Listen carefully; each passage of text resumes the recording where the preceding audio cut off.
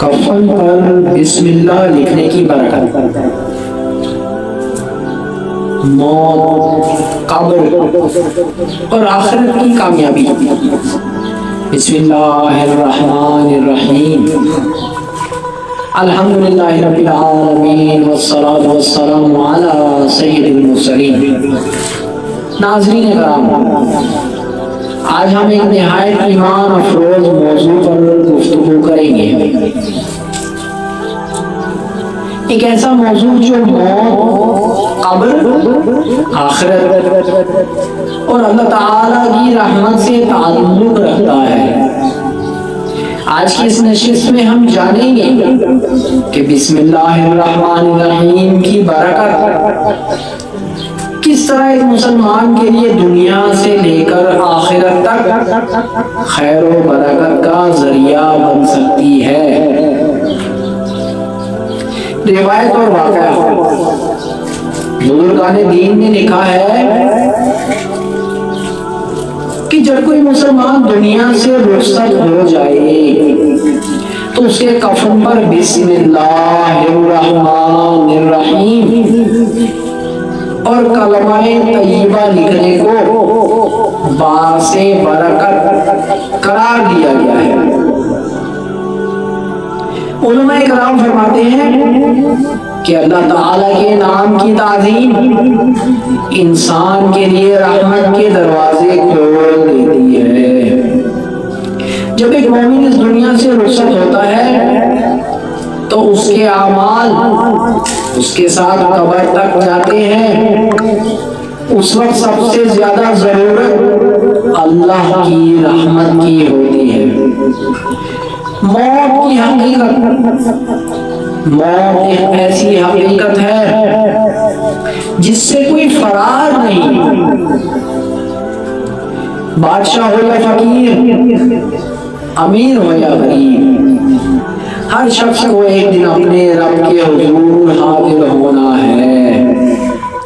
कुरान करीम फरमाता है, कुल्लु नफ्सिन ज़ाइक़ातुल मौत, हर जान को मौत का मजा चखना है। ये दुनिया आरज़ी है और आखिरत हमेशा बाकी रहने वाली जिंदगी है।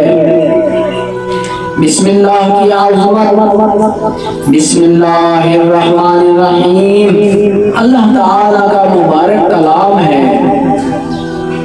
इसमें 3 अजीम नाम शामिल हैं, अल्लाह, अर्रहमान, अर्रहीम। ये तीनों नाम रहमत, शफ़क़त और मग़फ़िरत की याद दिलाते हैं। जो शख्स इख़लास के साथ बिस्मिल्लाह करता है उसके काम में बरकत आती है, शैतान दूर भागता है, दिल को सुकून मिलता है, अल्लाह की मदद शामिल होती है, कब्र में कामयाबी।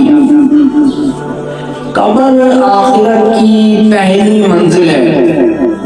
अगर ये मंजिल आसान हो जाए तो आगे की मंजिलें भी आसान हो जाती हैं।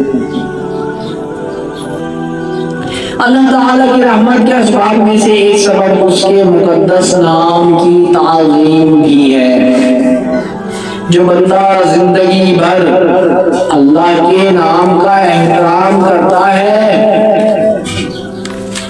अल्लाह ताला उस पर अपनी खास रहमत फरमाता है।